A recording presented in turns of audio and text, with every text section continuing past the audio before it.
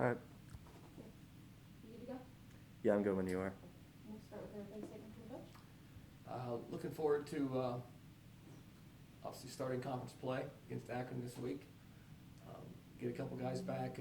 Hagen Missouri's back in the offensive line. Looking forward to that. But the non-conference schedule's over, and we're very excited about getting into league play. Coach, looking at, just on paper, Akron is a team that's kind of had a similar strength of schedule to you. Both have entered this game similar records, first game of conference play. Does this game kind of feel like a litmus test for you? Yeah, I think it's a great question. I think just our conference in general, everybody's non-league schedules is always challenging. And as you said, they had a very challenging one as well, as ours has been. And so we're looking forward to, getting into, like I said, getting into our league. I think that Tom's on year 3. He's done a really good job with the program at this point. They gave us a heck of a game down to the wire last year, and we're looking forward for a very competitive game this year as well. You went against Tom Zips twice now. What are some of the biggest strengths he brings as a coach? Yeah, I think I think he's offensive minded. We all know his background, obviously, as an offensive player, and they've done some good things. He's breaking in a new quarterback. He's big, strong, physical. He's done a good job. Got a rocket for an arm. They've got some nice pieces there that they return. I think most everybody up front. Maybe they're missing one guy, the center. I think that's what I read off as far as the guys up front. So you're raking in a new quarterback, which you're very experienced in the offensive line. The one receiver, the Harris kid, maybe number 3, it kind of seems like if you just look at the target spray chart, he does some good things. So I think going against Tom again, last couple of years as a coordinator, they're very sound in what they do on defense. Multiple like we are on defense as far as 4 down. They do some 3-4 stuff. Very gap sound, and obviously play with great effort. Any word on who will be the starting kicker for the game, or is that something they'll be evaluating? Yeah, that's a great question. We'll evaluate this week, just like we did last week. I mentioned that maybe I think after the Lafayette game, that the open competition thing, or during it, or the week before. Forgive me on that, but I think Tristan and Steve have done a good job as far as competing. The numbers have been close. I made that very clear going into fall camp. Steven missed a couple back-to-back weeks and gave Tristan a shot, and we just didn't get it through. So we're going to continue to evaluate it this week and make a decision on game time. I do think that Tristan kickoffs have been very good the last couple of weeks. That showed in the game. He had the wind to his back on one of those, but it was deep. Tristan's a long kicker. Most kickers aren't 6'3" and a half and have size 15 shoe. He's got some leverage when he gets his foot on it. But as you guys know, accuracy is the most important on field goal. But I am pleased with the kickoffs, and we'll see how it goes with the numbers this week on field goals. Like you had mentioned earlier, Coach, Akron has a new quarterback in TJ Irons, who's kind of shown to be a dual threat quarterback. Yeah. You guys have faced a lot of dual threat quarterbacks this season, like Levi Lewis against Louisiana. What can you kind of take away from someone like Lewis's performance to kind of counteract what Irons can do? Yeah, I think there will be times where we need to have eyes on him. If you're playing man coverage, you're going to need to have eyes on the quarterback. Be smart there. In my mind, his skill set fits our quarterbacks. We want the guys that we try to recruit here. We like guys that can extend plays and keep their eyes downfield. We don't want just an exclusive runner. We want a guy that that can do both and again extend plays. So when things break down, they're immobile.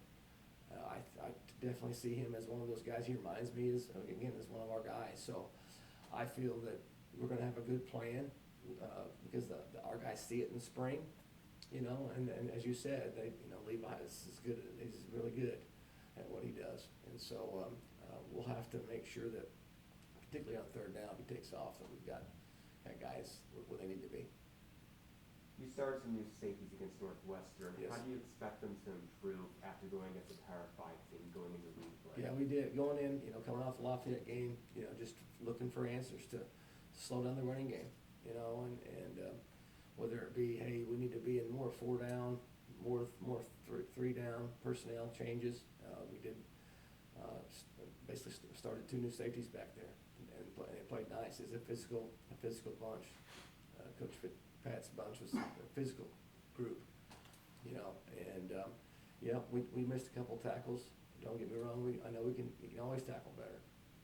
But the running back last week was a big, strong kid. He's having a heck of a year. We had guys there that for, I think, a couple yard gains, and we just couldn't get him down at times, and so I do think that the making some personnel changes in the back end helped us in the back end. Now, going into this week with Akron, it'll be week 2. I think we're a little banged up, in the back end. Justin Burchett had to come out, I think, in the 3rd quarter, and wasn't able to return. Michael Valentine had to come out of the game, and wasn't able to return. It's too early in the week to know exactly what their status is going to be. I'll get with Sarah, closer to game time as far as see where all that's at. But we'll have to definitely keep moving forward defensively and with personnel, with where we are injury-wise. Coach, I know, you can go ahead. Coach, just kind of touching a bit more on the injuries, it's kind of been almost like a run of bad luck for you guys with the injury bug lately, especially on the offensive line. Kind of a lot of your starters have been out for 1 week or more at a time. Kind of and you've always talked about how the whole team has this next man up mentality. Everybody's ready for this. Kind of, how does having this next man up mentality, what kind of goes into that, especially when the guys are out for so long? Yeah, I mean, to be honest with you, that is our mentality, and there were some really good things with the right spots. We're playing some young guys, Chidrick Rhodes, Parker is in there, now he's our starting center. Christoph Axon. I mean, there's guys that are getting their first reps of their career, but those 3 in particular. Now Jay Ember, he's still young, but he did play in the 3-game schedule last year. So those are bright spots. There's just a critical area here and there. They're young. So, the injuries, I can't speak to it. It's just, hey, it is what it is, and we're in double digits. Nick Sink is a major blow. We gotta make sure we are solid as a backup at center behind Parker. Egg McDonald will have that role, and with again very little experience at all, but that's where it's at. Now I will say Hagan Missouri will return this week, which is Nick, we losing Nick, and then now having Hagan back will be I'm very excited, and then I mentioned this after the game to Sarah, I think, but we had Isaiah, Jerome, and Tyler, all 3 of those guys. All 3 of those guys have played for the last couple of years, and they were all in the field at the same time Saturday, along with Cam Odom. I said Coach Odom because that's what super senior. So we were at full strength. Chase Copley's getting close to coming back. And I like what the tight end group's doing. So Coach Rudolph's done a great job with the guys. There are times we had time in the pocket against the Big Ten front 7 that we were, really worried about the strength. Number 99 for them he's a dynamic player, a defensive end, and on early downs on pass pro we did a good job with him. But we did have the sacks, as you guys know. So I know that's a long answer, but the positive part was what I mentioned, and I'm looking forward to getting Hagan back, and Coach Rudolph will have to continue to do a good job with those guys up front, because we are banged up. Do you kind of consider it kind of a trial by fire for some of these young guys in any position group, really? We're kind of getting thrown into these big games. Yeah, there's some of that, but we got a really good staff, and I mentioned Alan has done a good job. I didn't see any big eyes, looking on the sideline with the guys, and there's a job to do, and they need to get in there and get her done. So again, our guys are gonna keep battling, and we're gonna, I just gotta be careful. I've gotta be careful, and I thought last week, trying to do too many things at the line of scrimmage. I mentioned this after the game that, you're playing a Big Ten opponent, and their front seven's very strong, physical. We tried to balance out some of the injuries with the perfect play call, all right, at times, and probably put too much on the plate at the line of scrimmage with the quarterbacks. And we need to scale back a little bit on that, so they can just get up there and go. Not tempo. We have tempo things, and we did them in the game, and they were effective at times. But my point is just trying to do too much, trying to balance out the injuries, because then we got injuries in the O-line and D-line, and so we're trying to give us our best chance, especially when you're outmatched in some strength things, so we'll have to I gotta be smarter with that this week. Coach, punter Jonah Whelan has been someone that's kind of stood out throughout these first 4 games. He's an Akron transfer going into this game. So what have you liked seeing from him so far as his penalty ability? He's you watch him in the game. he had huge punts. In Lafayette, and then in this game we downed him inside the 10 twice, right? I think you put him on the 1 once. Yeah, he sure did. And so he's a fiery guy. If you watch him, he hit the 1 and was backing out like a Tiger Woods on a putt. He was backing out and gave it the old Tiger, but that's huge field position. Defense can get a 3 and out right there. You're going to have the ball at midfield, and offensively, that's kind of where we were in the second half. We had the tough field position, we had opportunities in the first half, getting the ball at midfield. It's 17-0 in the fourth against those guys, I know there's areas stat-wise, rushing. They got 150 yards or 130 yards, something like that, on 3 carries. The long one, they had a couple 30, 35 yarders. That I know they're still yards. But I thought defense made some nice adjustments at halftime, and come out and we slowed them down. Second and third quarter, they didn't get a lot done. Offensively, we just couldn't finish drives and put pressure on them. And that was the same thing against Lafayette. We got to get the offense helping the defense, and the defense helping the offense. We had 2 tip passes, and they're picked off. All 3 turnovers were inside our the 50-yard line. So it's tough. Our defenses had their backs against the wall. I know those are obvious things there, but I couldn't be prouder of the way the guys are battling for sure. Would it be easier to? Do you consider it easier to kind of prepare for a conference opponent, like you said, putting more pressure on the defense that you're more familiar with, I guess? Yeah. Again, we play Akron every year. I know that Tom's only been there. This is year 3, but we've gone against them 2 years in a row, and they've had wrinkles both years. They're going to have wrinkles for this year, as everybody does. But as far as just the personnel, number 27, the linebacker, Bubba. I'm not sure how to pronounce his last name. That sounds good. I'm good with it. But Bubba, he's a really solid player, and we played against him for 2 years. There's a couple of those D linemen inside. We've seen him. And I think there's a comfort level. Hagen's gone against those guys for 3 years now. And so I do believe there is a comfort level, though. Yes. You guys had a solid first drive against Northwestern, but then things kind of depleted after that.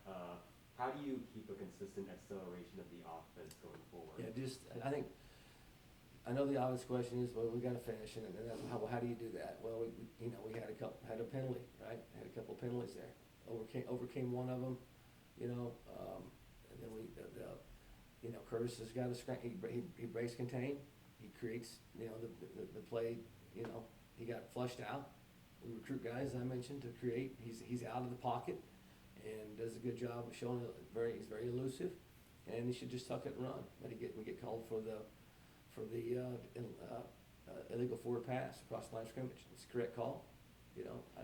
Curtis has got to just run it right there. you know. I think,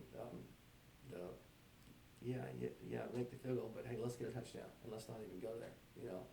So we had a third and really long, and got to a fourth down, and just, you know, couldn't overcome the penalty versus a Big Ten defense, you know. Coach, you touched a lot about, you know, untimely penalties throughout the season that kind of, for lack of a better word, kind of screwed you guys on drives.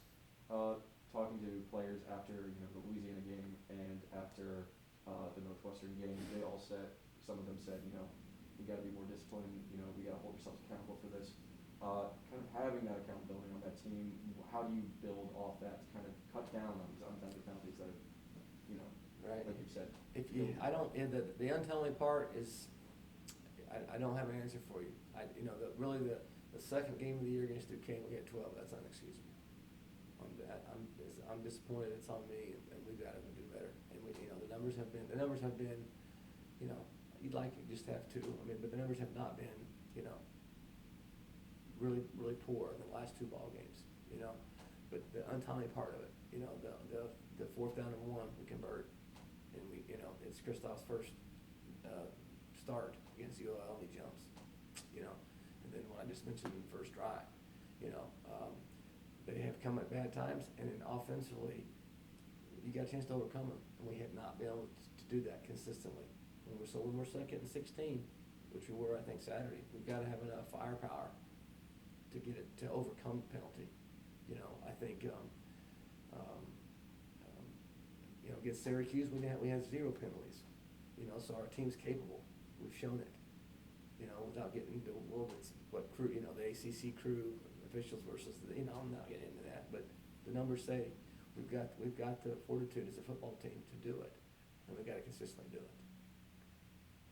Has there been any talk around the team with, obviously it's been a tough start, but our goal this year is to win a MAC championship, and that's still very much in play as we're going into conference play 0-0 basically. Yeah, absolutely. I spent time talking about it after the game, and there's a lot of heavy hearts in there. The guys, you know, and I mention this every week. They've had their head up and their eyes up and shoulders back, you know, and have been locked in. But I applaud them for their effort. Don't get me wrong. They've played their tails off. They know that we had some tough breaks, but the guys also know, to your point, it's conference time, and we are 0-0.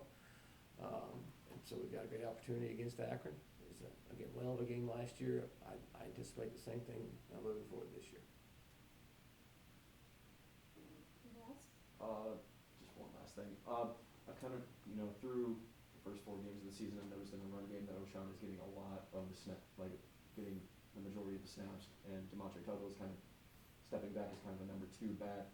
Kind of, what's compared to last season where DeMontre was more of the workhorse while O'Shawn kind of stepped back as a number 2. Can you talk a little bit about that flip of the switch from last season? Yeah, I think, again, back to we're playing the best 11 competition-wise. O'Shawn has had his production on the field has just been better. You know, it's kind of like, I've said before, O'Shawn started every game for us at running back in 2019, and DeMontre kind of came off the bench, or came in second, however you want to say it. But his production warranted him being the starter. O'Shawn, had this shoulder surgery, done a great job with his training. I think, again, he's changed his diet, and he's eaten, fish and chicken breast, and he's leaned up. His weight is the same, but his body fat is down from, I want to say from 8 or 9% to below 5, right at 5. And so his body weight is the same. His strength numbers are the same or better. But I think he's quicker. He's ran his best 40 in the off season with Coach Miller, and then his production on the field just warrants him getting the start. And so just like the kicker, just the safeties, we're playing our best 11, always trying to get our best guys on the field, and that's kind of how that's played out with O'Shawn. That was his first start against Northwestern. DeMontre did that. I don't know. I can't off the top of my head. I don't have the play count. But it's been fairly even. O'Shawn probably got a few more reps into this one here because he got the start. Thank you, Coach. Thanks, Coach. Thank you, guys.